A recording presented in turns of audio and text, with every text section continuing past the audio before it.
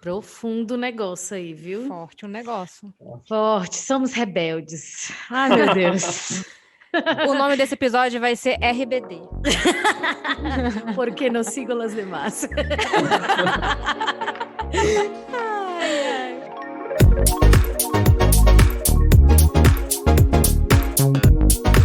Bom dia, boa tarde, boa noite para você que está nos escutando, não importa que horário, nem que lugar. Seja muito bem-vindo, eu sou a Adriana Segovia. E eu sou a Camila Oca e juntas nós somos o Parábolas. O podcast mais missionário do mundo. Do mundo! E hoje qual é o país que nós estamos, Drica? Gente, a gente está no país Brasil mesmo, porém com uma celebridade vinda de tão distante, do Chile. Ixi! É tão distante assim, né? Tem não que é pegar tão avião, distante. já é distante. Exatamente, não dá para eu ir de bicicleta, então é distante. É. No caso, nem para Fortaleza, né? Mas bom, mais uma vez eu estou aqui neste momento falando para você, meu querido ouvinte, que você pode ganhar R$ 5 com um clique. Olha o aviãozinho do clique. Exatamente. Então, clica aqui no link aqui de baixo, você vai se cadastrar no Labora Store e vai ganhar R$ 5. É isso aí, vai conseguir vários produtos tops que você só vai encontrar lá. E é isso que eu tenho para dar de aviso neste momento. Ah, tem um outro aviso. Deixa o seu like, né? Já começa aí dando seu like e é isso mesmo. Já se inscreva no canal no alguém. YouTube, essas coisas todas, né? Exatamente. Não, vamos fazer o seguinte, você vai compartilhar com alguém agora. Porque você nem precisa saber se esse episódio é bom, porque eu já te dou essa garantia. Olha aí! La garantia sou eu, como já dizia meu pai, que é paraguaio. Mas, enfim, vamos nessa. Por favor, Juan, seja muito bem-vindo. Nós já conhecemos você, porém o mundo quer te conhecer, Juan. Quem é você? Quem é Juan? De onde você vem? De onde você fala? Onde você mora? Você é de uma comunidade consagrada, não é? Enfim, conta aí. Meu nome é Juan, tenho 30 anos. Nem parece, né? Cara de... Não, eu tenho cara de 30 mesmo. Eu ia te situar também nisso. Você tem cara de 30, sim, Juan. Bom, é melhor ter cara de 30 do que de 40, né? Para quem tem 30 de fato, né? Ok, tá bom, né? Vê lado positivo, né? Mas eu sou de Santiago do Chile, né? Nasci e cresci em Santiago e tive uma forte experiência com o amor de Deus aos meus 20 anos. Com a misericórdia, foi uma experiência com a misericórdia. Eu tinha, de fato, uma vida muito afastada de Deus, não acreditava em Deus, não queria saber nada de igreja, e tinha uma vida bastante imersa no mundo das drogas, do álcool e também do rock, né? Sempre gostei muito de rock, de heavy metal. Toco desde os 13 anos, de fato, esse ano estou pensando o que eu vou fazer para comemorar, porque já faz 15 anos que eu toco a minha guitarra, aquela guitarra fiel que me acompanha em todo lugar, né? Eu digo, o que eu vou fazer se ninguém vai entender esse amor que eu tenho por ela, né? Mas, enfim, e com 20 anos de idade, eu fiz uma experiência muito forte com o amor de Deus, né? De descobrir que Ele existe e que Ele me ama, né? E que Ele quer participar da minha vida e que Ele quer me perdoar os pecados, né?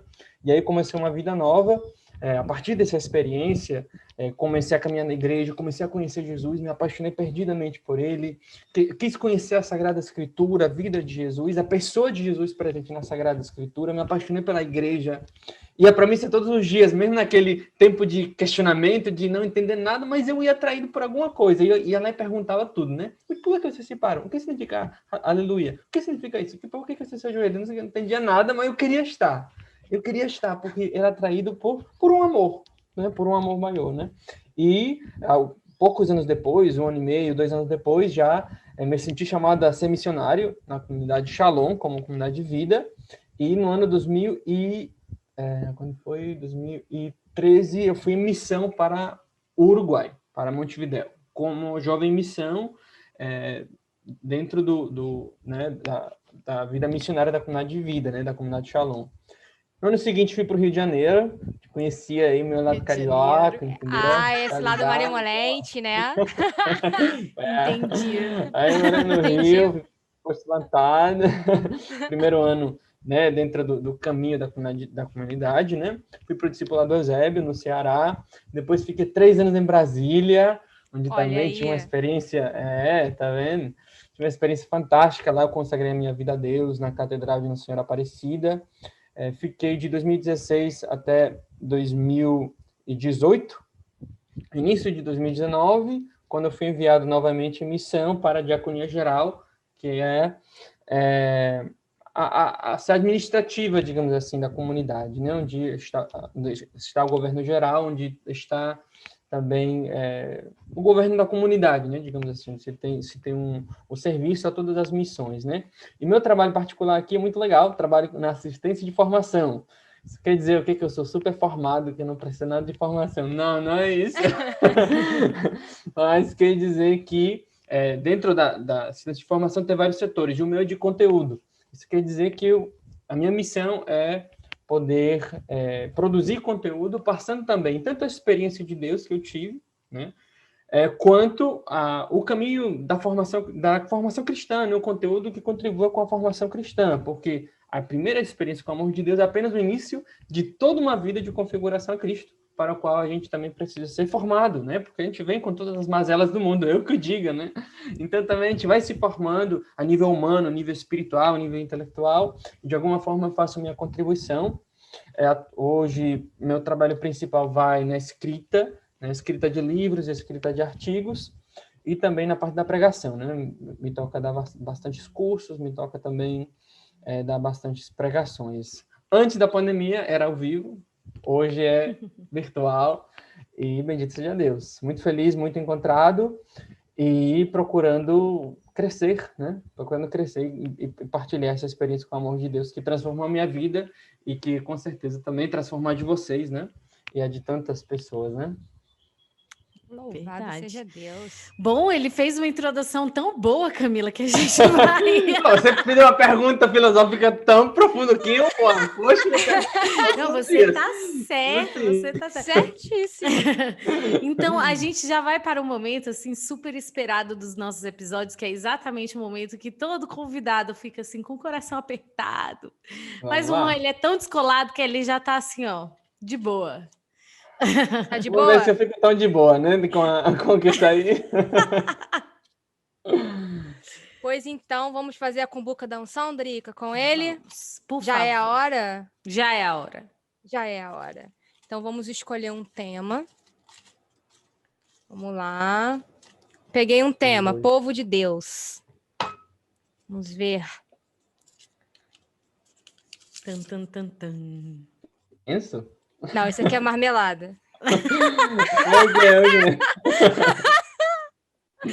Vai, Camila, vai, Camila. Cristão ouve rock e assiste filme de terror. Isso tira a paz? É verdade? Não, gente, não, assim, só uma pausa para marmelada de verdade, porque é o segundo episódio seguido que a mesma pessoa que sugeriu é sorteada. Olha aí. Então, essa pessoa que tem unção, né? Já que é a cumbuca da unção, né? É. O Espírito Santo Mas tá comprando é a aí. pessoa da oração, gente. Um abraço, Felipe Bezerra. Total, um abraço. Fazendo conteúdo para o Parábolas. Exatamente. Muito obrigada. Deus te abençoe. Ajuda a igreja que sofre, não cobre. Obrigada. Ajuda o Parábolas que sofre. Exatamente. Bom, então vamos lá. Vamos às perguntas, então, dentro do tema. Juan, você já disse um pouco aí que você veio dessa realidade do rock, né? Uhum. Conta um pouco aí o que você percebia que te roubava de Deus dentro desse ambiente. Existia realmente algo tipo assim, caraca, isso é realmente pagão, né? Como que era esse ambiente aí que você vivia? Bom, era uma vida totalmente afastada de Deus, né? Eu acredito que, em primeiro lugar, eu sempre gostei do som.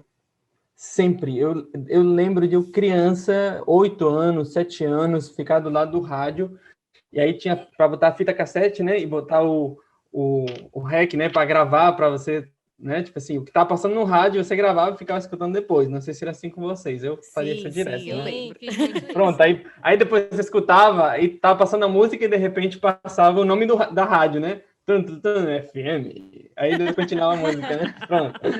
Fazia muito isso. E eu sempre tive um gosto muito grande pela música pesada, né? Eu lembro, parei naquela época, no ano 2000, né, 9 anos, tava na moda o System of a Down, Sim, né? sim. E eu gostava muito do som, da guitarra, da batera. Eu gostava muito, por exemplo, sempre lembro do Metallica, obviamente, né? Tocava sempre aquela música One, dum, dum, dum, dum, que de fato foi a primeira música que eu aprendi a tocar na minha vida. No violão, eu tinha um violão na casa dos meus pais, na minha casa, mas eu nunca quis aprender a tocar violão, eu queria tocar guitarra. Porque eu falava que eu quero tocar rock, que eu quero tocar solo, eu não quero tocar música tipo assim, folclórica e tal. E a primeira música que eu aprendi a tocar de fato foi One. Então, sempre tive essa inclinação pela música em geral, sempre tive um gosto pela arte, por exemplo. Acho que também isso é herdei do meu pai, né? Meu pai também tem muito mais pelas artes, né? Também escreve, meu pai, né? E eu também fui desenvolvendo isso na parte da música.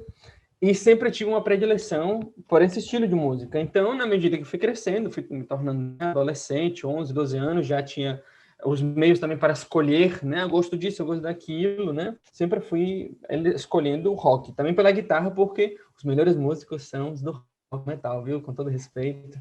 Mas os melhores instrumentistas sempre são, né? Então, eu queria aprender a tocar bem e fui escutando, né? Eu acho que essa parte em si da música não tinha, digamos assim, em si mesma, algo que me levasse ao mal. Acho que o que foi me levando muito, principalmente aos vícios, né, da bebida, das drogas, foi o ambiente.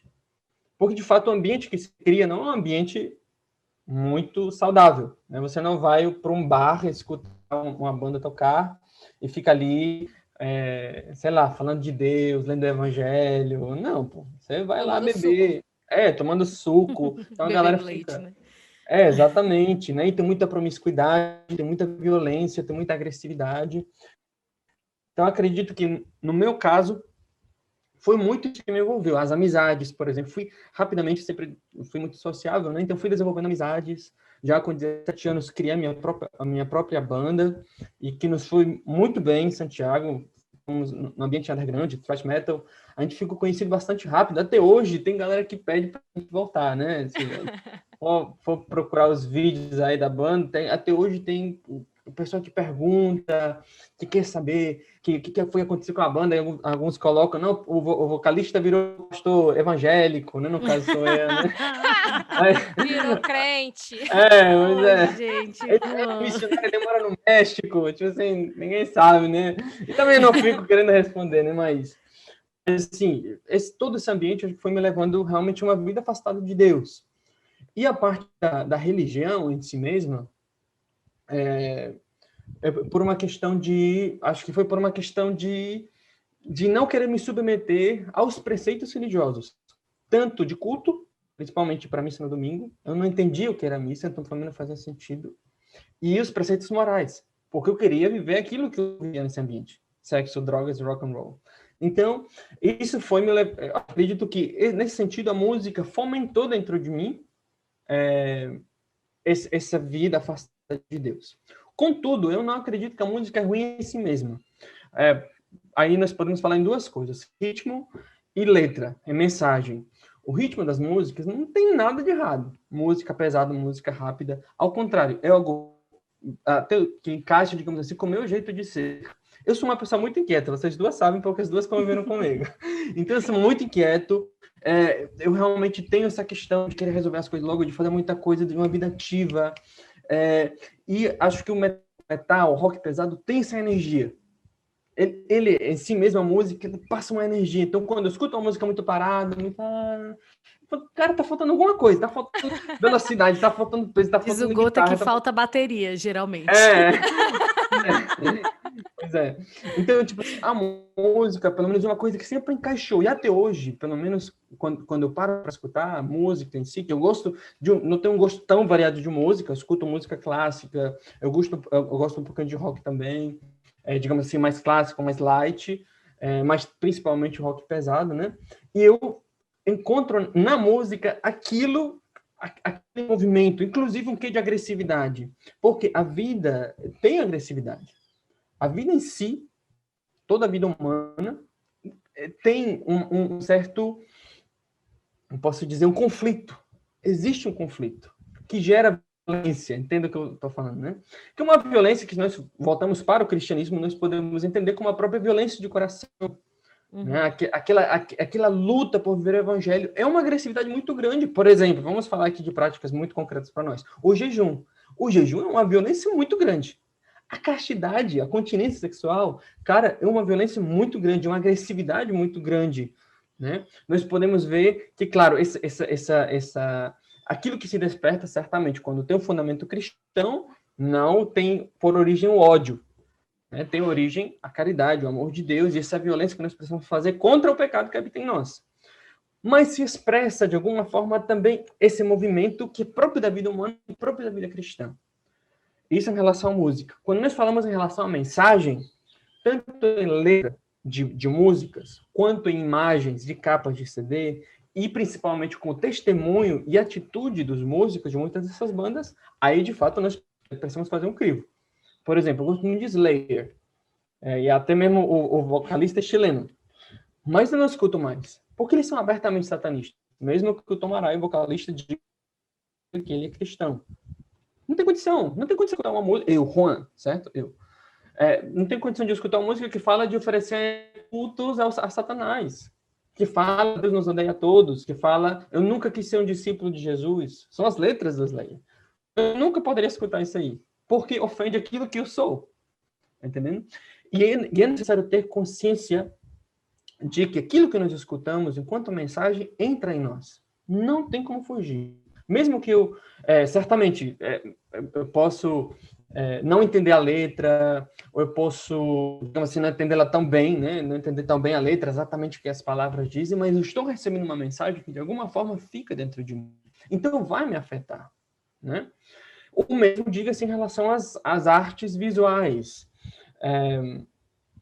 Só a questão das letras, eu também preciso deixar claro, né? Ao meu ver, nem toda letra é ruim. Eu dei o exemplo do Slayer porque é uma letra satanista. Tem outras letras que não são cristãs, mas que eu não acho ruim. Isso é uma opinião muito pessoal. Por exemplo, pega umas letras do Metallica, por exemplo, que eles são bastante diplomáticos, assim. Acho que para vender eles tentam não ofender muita gente. São letras que são muito tranquilas, que falam de conflitos interiores.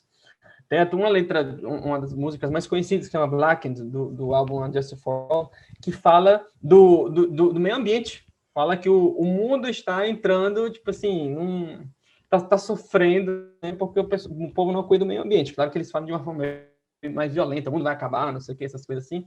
Mas muito diferente não tá ferindo ninguém, né? Tipo assim, não é muito diferente de uma mensagem, por exemplo, que nós falamos de proteger a casa comum, digamos assim, o transfundo da mensagem, né? Então, por exemplo, essa não é uma letra cristã, mas eu não acho que ofende diretamente, tá entendendo? Já nós temos também o caso das imagens, né? Realmente tem as imagens que elas entram em nós. E aí, nós podemos realmente fazer um crime em relação à intenção das imagens, se um culto realmente a Satanás, ou é uma ofensa contra a fé. Por exemplo, uma banda de hardcore que eu gosto muito, punk rock, Bad Religion. Gosto muito de Bad Religion.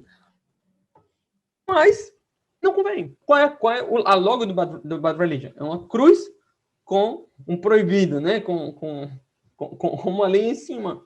Visualmente me ofende, porque eu entendo que a cruz é a minha salvação, minha alegria, é a minha vida. Então, visualmente, isso me ofende mais do que, às vezes, algumas imagens que se mostram, que às vezes, tentam mostrar uma cara violenta. E aí nós voltamos aquele conceito de que a vida em si traz violência, a vida em si tem um lado feio. muitas vezes de rock tenta se mostrar aquela agressividade com as imagens, capa de CD. E a vida tem. O próprio cristianismo fala do pecado. O pecado é a parte negativa do cristianismo, segundo Adolphe Tanqueray, o teólogo francês. Ele diz que ele chama toda essa parte de pecado, tentação, inimigos, demônios, etc., chama da parte negativa. Porque existe uma parte negativa, existe uma parte violenta, existe o feio, de fato. Claro, a forma que se mostra é o que vai nos iluminar a respeito de se convém ou não. Se está se exaltando a fealdade é uma coisa, se está se denunciando é outra. E, de fato, nós devemos denunciar aquilo que é errado, aquilo que é feio. É diferente. E os contra-testemunhos. Os contra-testemunhos que é uma forma do próprio mundo nos seduzir com as máximas, né? Mostram pessoas que têm muito dinheiro, que curtem a vida porque estão tocando direto e, tipo, se tem dinheiro e tem muitas mulheres e bebem muita bebida e são super felizes. Vai entrar na vida dessas pessoas, ver como são infelizes, como são longe da sua família, como não conseguem manter relacionamentos sérios, como tem dificuldades entre eles por conta do ego exacerbado, né? De tantas outras formas que você não consegue ver, mas que basta ver qualquer testemunho de pessoa que já viveu esse estilo de vida para ver que isso não é a felicidade. No entanto, o mundo da música, a indústria musical, mostra que, de fato, como se fosse a felicidade. De fato, essa é a forma que tem para vender o produto, né? Eu assisto porque eu quero ser como eles. Isso em toda ordem de coisa, né? Qualquer figura pública que eu veja, eu vou querer comprar o produto porque eu quero me assemelhar a ele. Então, eles vendem esse produto, mas não é real. E, infelizmente, aí pode nos seduzir. Então, resumindo, tentando responder a pergunta, eu acho que tem muitas coisas ruins, mas não tudo é ruim. Eu acho que tem muita coisa que dá para resgatar.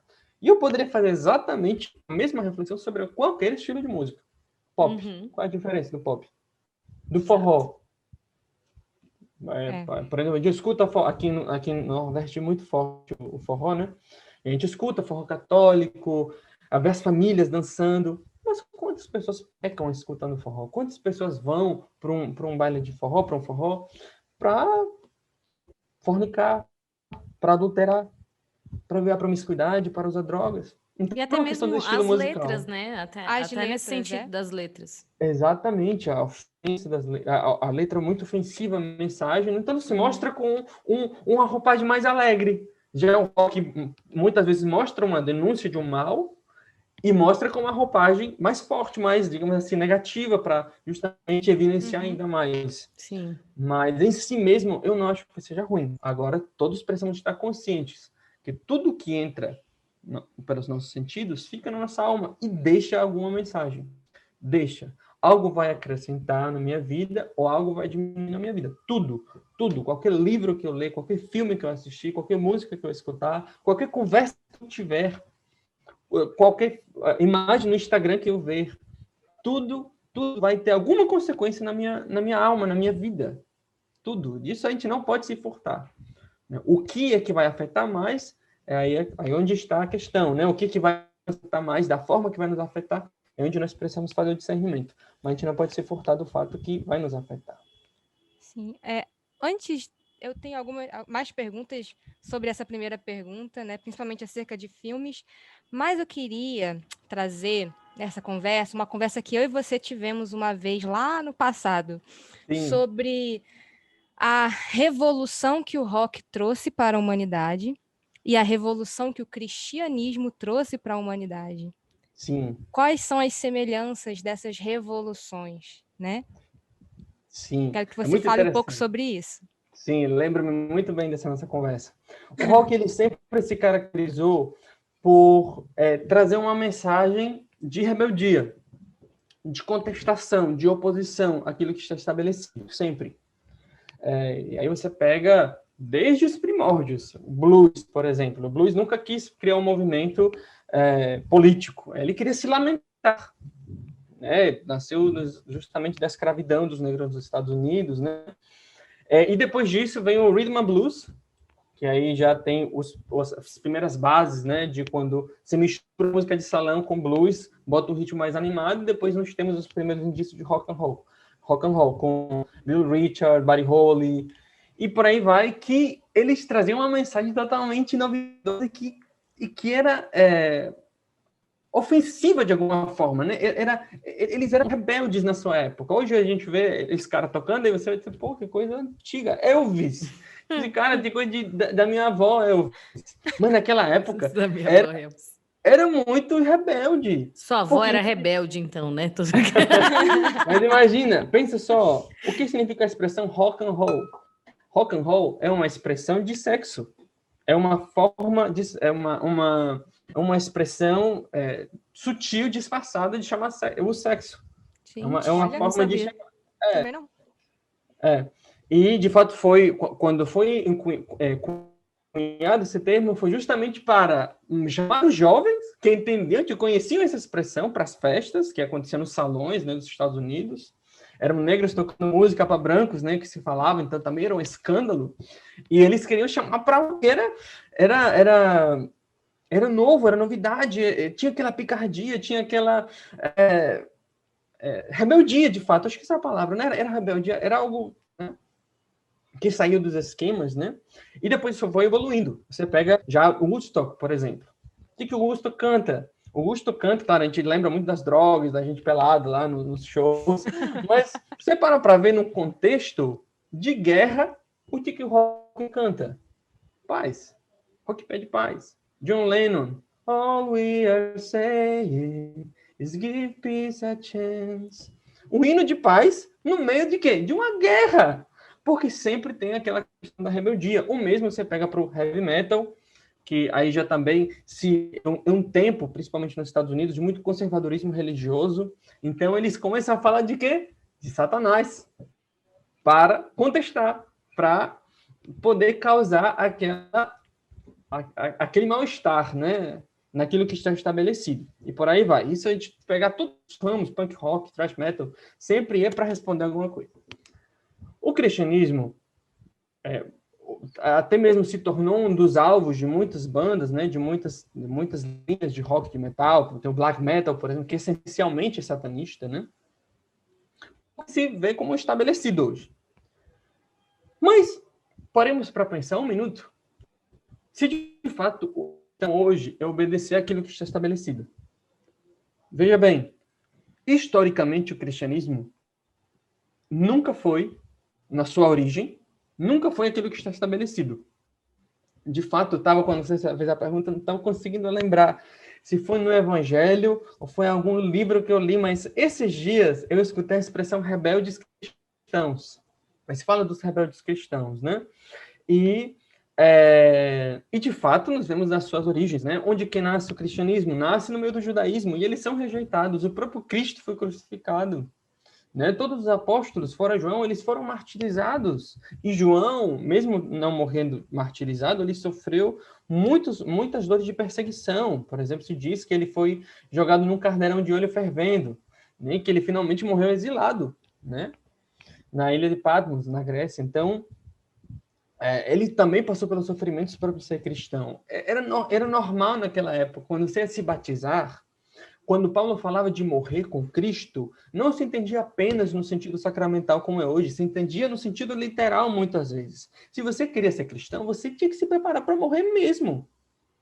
Porque ou te perseguiam os judeus, e depois que o judaísmo acolheu melhor o cristianismo, já ali, por exemplo, com a queda do Império, com a queda do Templo no ano 70, onde os cultos precisando se fortalecer nas sinagogas, e aí estabelecimento do cânon hebraico, né, para diferenciar do cânon cristão, já havia uma convivência um pouco mais aceitada entre cristãos e judeus, mas ainda havia uma certa resistência por parte do judaísmo. Na verdade, até hoje há, né? Depois, mais tarde, nós temos a perseguição, né, por parte do Império Romano, né? Houve alguns imperadores que não se importaram muito, digamos assim, com o cristianismo, mas a partir, se não me engano, de Diocleciano, a partir de Nero, né, que começa mesmo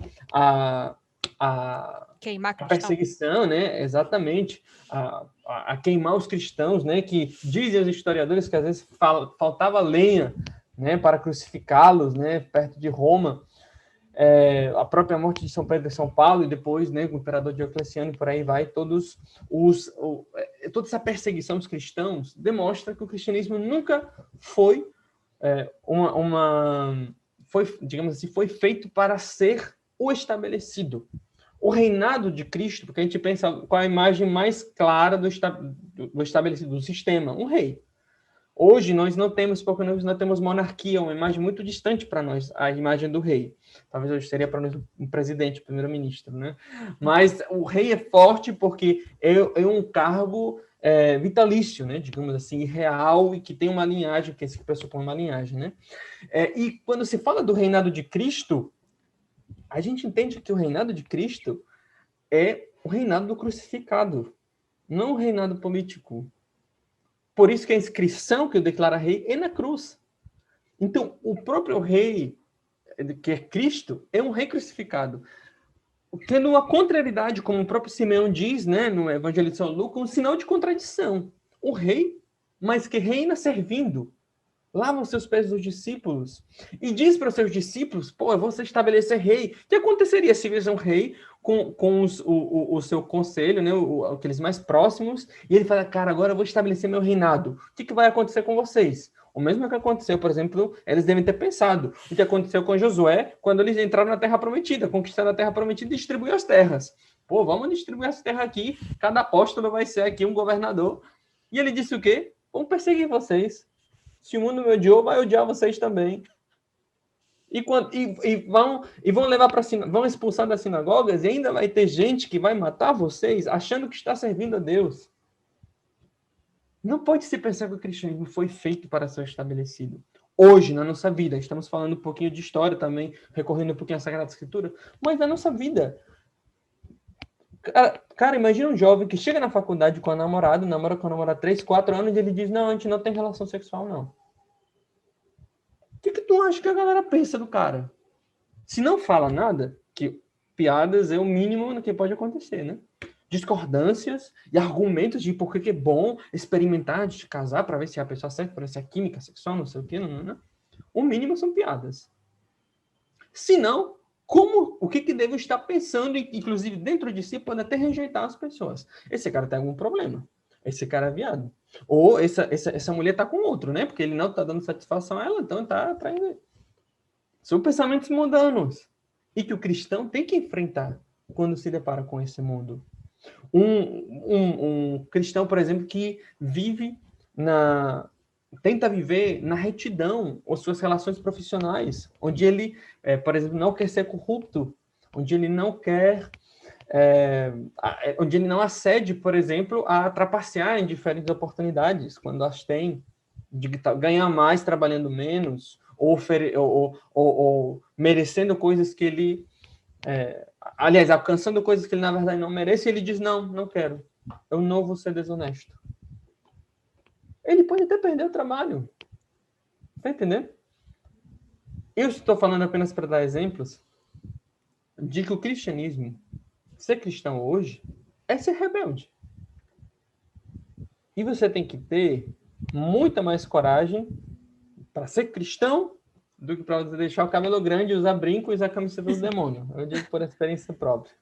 Você tem que ter muito mais coragem. Você tem que ter muito mais coragem. Você tem que ter muita mais resistência às contrariedades que vêm, às oposições que se apresentam, do que você apenas gostar de um estilo de música, do que apenas se discordar com o que pensa o presidente ou o que pensa o governo. Que você pode ter a sua opinião, mas submeter-se ao reinado de Cristo é muito mais difícil e é muito mais escandaloso para o mundo. É hoje e sempre vai ser. Profundo negócio aí, viu? Forte o negócio. Forte, somos rebeldes. Ai, meu Deus. O nome desse episódio vai ser RBD. Porque não sigo as demais. Rebelde nesse sentido, né? Rebelde. A gente entendeu. É só zoeira. Se não vai mesmo, que explicar faz tudo de parte. novo. Não, tô brincando, tô brincando. Mas, Juan, eu tava me lembrando aqui, quando você morava em Brasília, voltando um pouco pro tema até, de algumas vezes que você estava muito cansado, e aí a gente estava parado lá esperando o horário da missa, na frente da casa de Dom Falcão, no Sim. carro, e aí você pedia, gente, coloca um rock aí, pelo amor de Deus, eu quero descansar, eu quero desopilar. E aí, Estressado. na minha cabeça, isso é o contrário de desopilar, né? Sim. Mas, enfim, né? Porque o título era exatamente esse, né? Do tema. Se o rock traz paz, ou rouba paz, né? E aí eu achava engraçado, assim, por causa dessa postura sua, né? Eu tava me lembrando disso enquanto você tava falando, porque de fato parecia, né? E como que é isso hoje? Ainda é assim? Você ainda sente como essa questão da paz, né? Aí, enfim, não sei, a reflexão do que é paz também é uma coisa meio complexa, né? Mas como Sim. que você se relaciona aí? Bom, de fato o rock, no meu caso, da música que eu gosto, ela tende a me agitar. Então, por exemplo, não me ajuda muito eu parar para escutar esse tipo de música antes da oração, por exemplo, porque de fato me agita. Mas é uma hora, nesse sentido, se nós formos falar de quietude na oração, talvez realmente não favorece.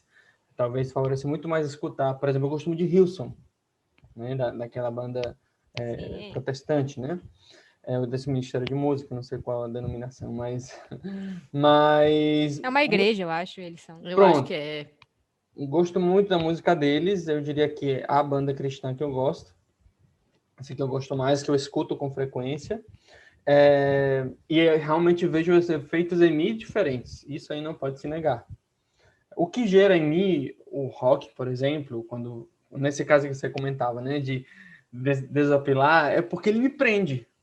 E às vezes pelo menos a minha cabeça, para descansar, eu preciso que algo me prenda para poder me distrair daquela situação que está acontecendo, para poder me colocar, me concentrar naquilo ali. Então, aquela coisa que nós falamos na primeira pergunta, né?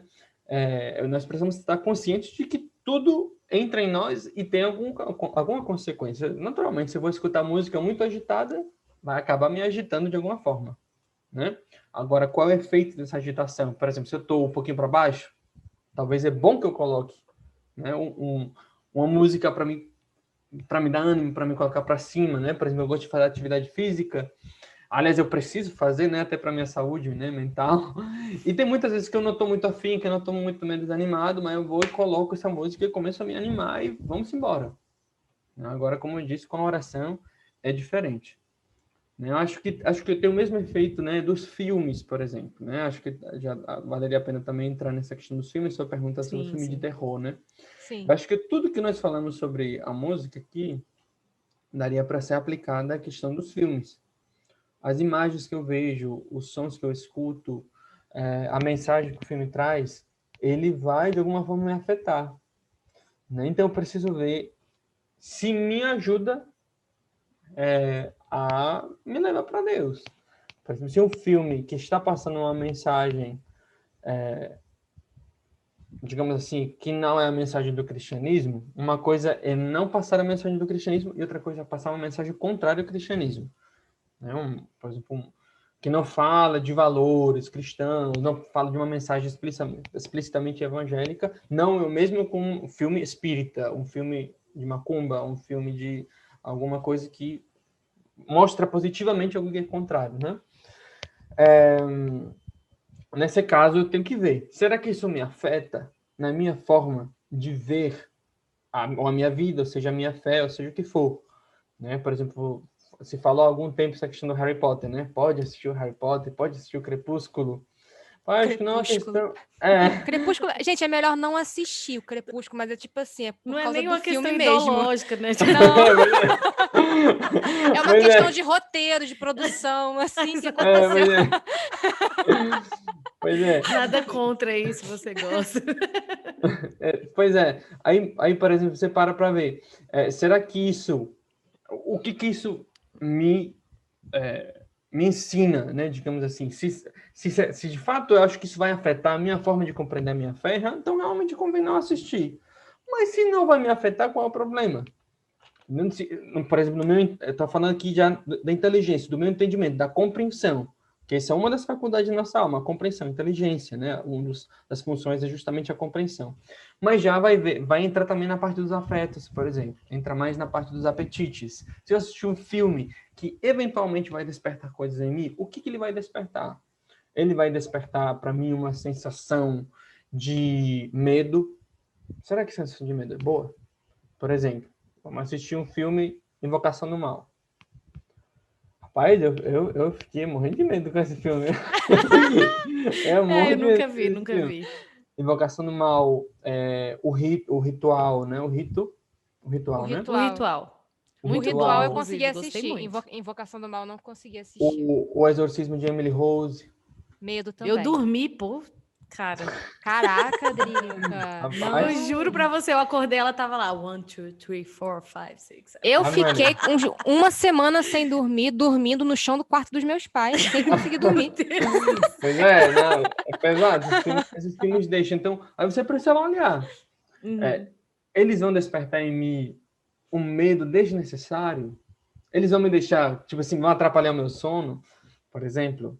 Sim. Então, realmente, não convém você submeter a isso. Ou você vai dizer, não, dá um medo, mas que eleva a minha fé. Por exemplo, no caso desses filmes que eu falei que tem uma coerência com o ensinamento a respeito de demonologia, por exemplo, que são bastante coerentes, né? A própria igreja permite, né, que seja assistido. Vai dizer, poxa, fica com medo, mas eu fiquei com medo de algo que é real, é um medo real e isso vai sustentar a minha fé. Né? Eu lembro quando assisti o ritual, a minha vontade era de rezar mais. Sim. Sim. Dá um temor a Deus, né? Exatamente. Eu tenho essa impressão, assim, sempre que eu vejo alguma coisa nessa dimensão espiritual, né, falando sobre exorcismo, eu li um livro específico do Padre Gabriel Amorfi, e me dá um negócio de temor a Deus, meu Deus, eu preciso me converter, rapaz, o negócio pega aqui. Eu não sabia que o crer em Deus Pai era tão poderoso até assistir o ritual. Agora, quando eu tô sentindo alguma coisa estranha, eu creio em Deus Pai Todo-Poderoso, Criador do céu e da terra, e eu já mando crer em Deus Pai pro troço ruim sair, ir embora. Com certeza. Então, acho que entra nessa mesma questão, Drake e Camila, essa questão de se me traz a paz, se tira a minha paz. Eu acho que a gente precisa ser consciente do que as coisas vão gerar em mim. Estamos falando de filme de terror, mas a gente poderia abrir para todo tipo de filme. Exatamente, era o que eu ia falar. Eu gosto, por exemplo, muito de filme tenso, aqueles filmes espanhóis, por exemplo, de tem algum homicídio, alguma coisa policial que vai descobrindo. Me indica, amigo. Eu gosto muito desse filme, porque ele me prende, ele prende a minha atenção. Então, só que aí eu preciso avaliar. Esse prender a minha atenção é bom, me ajuda a descansar, não tira a minha paz? Então não tem problema, eu não vejo problema algum em assistir. Agora, se eu vou ficar com essas imagens, eu vou ficar desconfiado, ou pior ainda, vai despertar o desejo de eu fazer alguma besteira, né? E filme de romance, alguém, né? Desperta um monte de besteira, amado.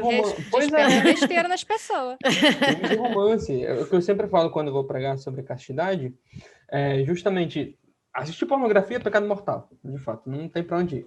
Mas tem certas cenas nos filmes que não são propriamente de pornografia, mas que eles fazem as cenas de tal forma que a sua própria imaginação é convidada a preencher as lacunas daquilo que o filme não mostra. Por exemplo, não mostra os seios da mulher, não mostra o pênis masculino, mas mostra as costas da mulher. Mostra os beijos, passam os sons de uma relação sexual. E os teus sentidos pegam isso, e a tua imaginação, ela vai completando. E o que acontece? Isso fica na tua memória, e depois, mais tarde, o teu corpo vai pedir aquilo que você não pode dar. Né? Pelo menos eu não sou casado, então vivo a continência sexual. Se essas imagens, essas memórias ficam na minha cabeça, despertam em mim um desejo que eu não vou poder satisfazer, justamente porque eu não sou casado, eu vou ser tentado com pecados contra a castidade, eventualmente, masturbação, fornicação, pornografia. Então, para não cair nisso, é melhor que eu evite aquelas cenas que não são propriamente pornografia, mas que podem sim despertar esses desejos maliciosos dentro de mim. Porque eu sou homem. E digo homem não no sentido masculino, mas sou ser humano. E eu não posso me furtar que as coisas que eu vejo, aquilo que os meus sentidos aprendem, vai ter consequências em mim. Isso ninguém pode se furtar. Pode ser que tenha pessoas que lhe afetem mais algumas coisas do que outras, Sim. pelas suas experiências, pela sua própria estrutura psicológica, né? Tem alguns que têm mais capacidade de impressionar mais forte, alguns mais sensíveis, outros mais, né? Outros menos, mas todos nós somos afetados por aquilo que os nossos sentidos aprendem. Isso é próprio do ser humano. Sim. Rapaz, é isso mesmo. Ai, Drica, eu teria tantas outras perguntas. Eu também queria. Juan, eu vou te bater, Juan. Porque a gente tem pouco tempo, você tem que ir embora, Juan. 10 minutinhos. Que absurdo, a gente já vai ter que ir pro final. Vou chorar. A gente vai ter que gravar Juan parte 2. Ai, vamos fazer uma live, Juan, de noite? Vamos? Bora. Quando? Então, bora. A gente marca, a gente vê aí um dia. Eu tenho que fechar com Camila depois horário para as nossas lives. Aí a gente vai preenchendo nossos horários. Mas acho que de noite é o melhor, que o povo tá assistindo, o povo tá em casa, de noitão, assim, sabe? O corujão.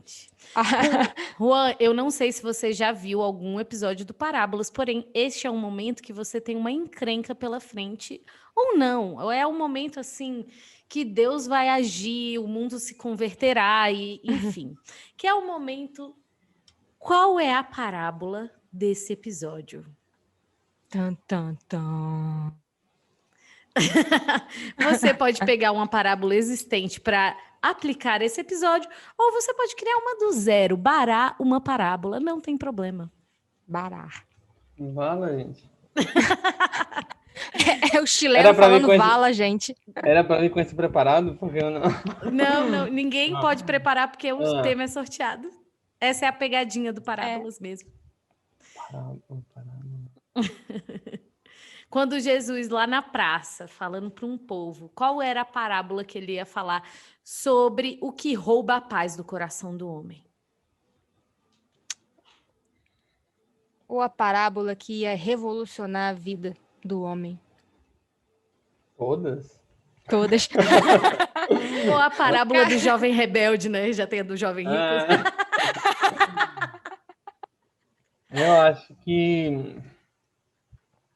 Eu acho que a parábola do filho pródigo, ela fala um pouco das seduções do mundo. Né? Acho que a gente falou muito sobre esse contato que nós vamos tendo com o mundo e como as coisas do mundo, elas nos afetam. Acho que a parábola do jovem rico, perdão, do filho pródigo, você confundiu agora. Acho que a parábola do filho pródigo ilustra bastante bem isso aí. É esse caminho de que nós fazemos tantas vezes, de nos afastar de Deus, admitindo na nossa vida tantas coisas, e quando nós falamos de admitir a nossa vida, na nossa vida, não é outra coisa não ser ocupar os bens que Deus nos deu para aquilo que ocupar os bens que Ele nos deu para algo diferente daquilo para o qual Ele nos deu, né?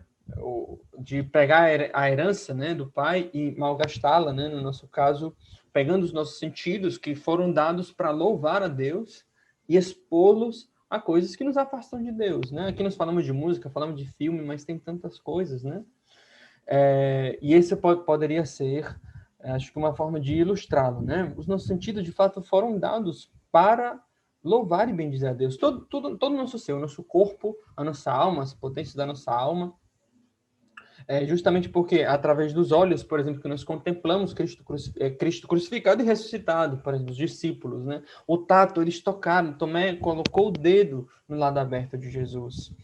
O paladar, né? O que o paladar tem a ver com Deus? O que tem a ver com Deus? O momento mais perfeito de comunhão com Deus é num banquete, é na Eucaristia, onde nós sentimos o deleite, certamente o deleite celestial, mas também nós sentimos o deleite corporal, porque Cristo na Eucaristia não é só espiritual, é também matéria. Da mesma forma, depois Cristo utiliza essa figura, né? A Sagrada Escritura utiliza essa figura para falar da escatologia. É muito interessante quando nós paramos para analisar as duas figuras que mais são que melhor ilustram qual é esse encontro com Deus. Como que é esse encontro com Deus? O encontro com Deus, ele ilustra de duas formas: o banquete e o matrimônio, a relação conjugal. E se você para pensar, são os dois atos mais prazerosos que o homem mais deseja: o alimento e o sexo. Né? Digamos assim, falando dessa tendência, dessa inclinação que o homem tem ao prazer. De todos os prazeres, o homem tem prazer pela leitura, pelas amizades, pelo futebol, pelo que você quiser. Mas tem dois prazeres que têm mais força dentro de si, que é o alimento e o sexo. Por isso, o mais difícil de fazer é fazer jejum e viver a continência sexual, por exemplo.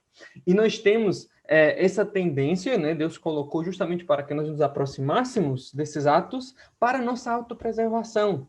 São atos que nós precisamos fazer para nos preservar. No caso do alimento, para não morrer de fato, e no caso do sexo, para a procriação, né? Para a manutenção da espécie, para a preservação da espécie.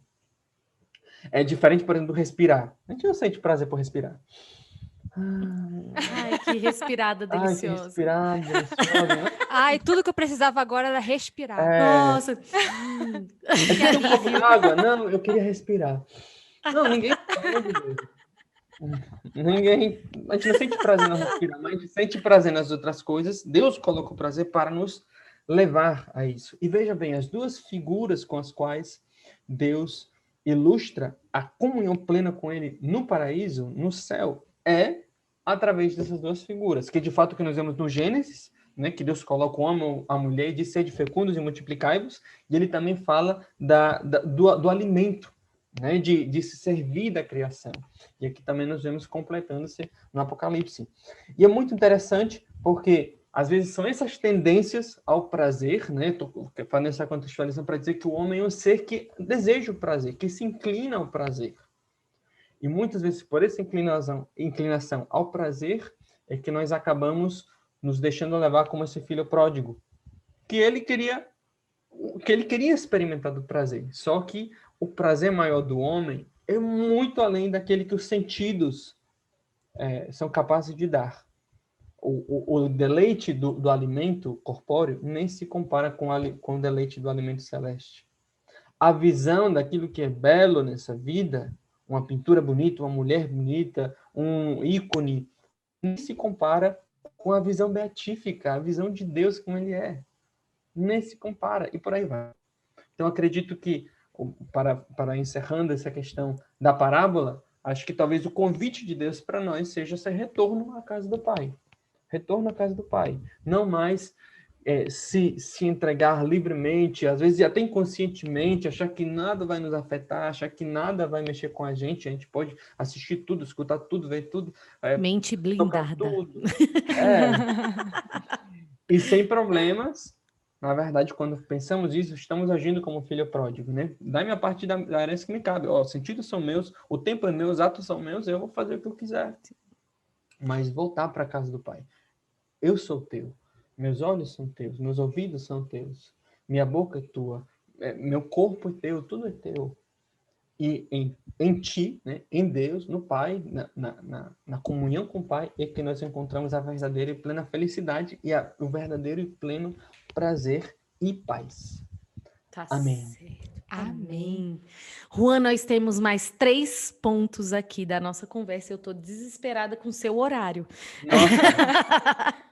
As dicas, Bom, as dicas. As dicas. Eu vou fazer as dicas, depois a gente vai para a oração para já finalizar. Primeira coisa, uma indicação de livro, Juan. Uma indicação de livro? Livremente, pode ser sobre qualquer o tema livro. ou fora do tema. Rapaz, a Suma Teológica não é bem um livro, né? É uma obra de arte. Talvez eu recomendaria talvez A Divina Comédia, de Dante Alighieri. Só isso. Só É só a Divina... É só isso, gente. Não, para quem gosta de poesia, porque eu poderia sugerir livros de teologia, que é o que eu estou estudando nesse tempo, né? Compêndio de Teologia Cética Mística, Filosofias Tomistas, segundo Hugon. Mas acho que uma literatura geral ajudaria. E uma obra fantástica. Sim. Dante. Simples. Juan, quem que você quer escutar aqui no Parábolas? Quem que eu gostaria de escutar aqui no Moisés?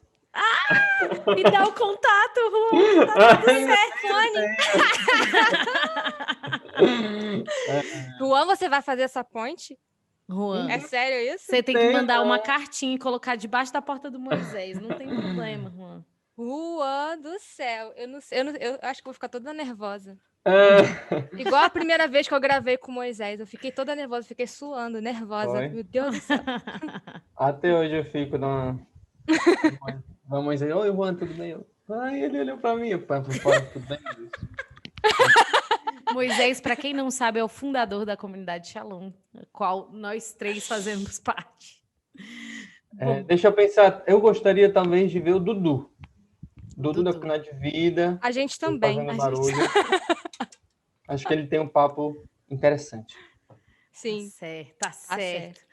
Bom, seria diferente a ordem, mas não tem problema. Para encerrar, por favor, Juan, conduza um momento breve de oração, só para que realmente aquilo que foi partilhado hoje seja alcançado para os nossos ouvintes. Em nome do Pai, do Filho e do Espírito Santo. Amém. Senhor Jesus, nós te louvamos e te bendizemos pela grande graça de sermos convidados ao teu seguimento, à tua imitação. Dai-nos a tua graça, Senhor, porque sem a tua graça nós estamos perdidos. Estamos sujeitos às investidas do mundo, às seduções do mundo. Mas contigo, com a tua graça, nós podemos desejar o bem, fazer o bem de fato, perseverar no bem. Nós pedimos por aquela que é cheia de graça, a Virgem Maria.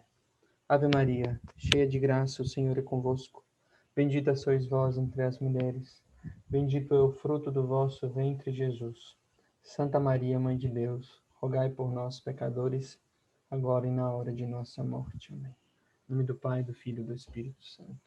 Rainha da paz, dai-nos a paz. Dai-nos a paz. Amém. Obrigada, Juan.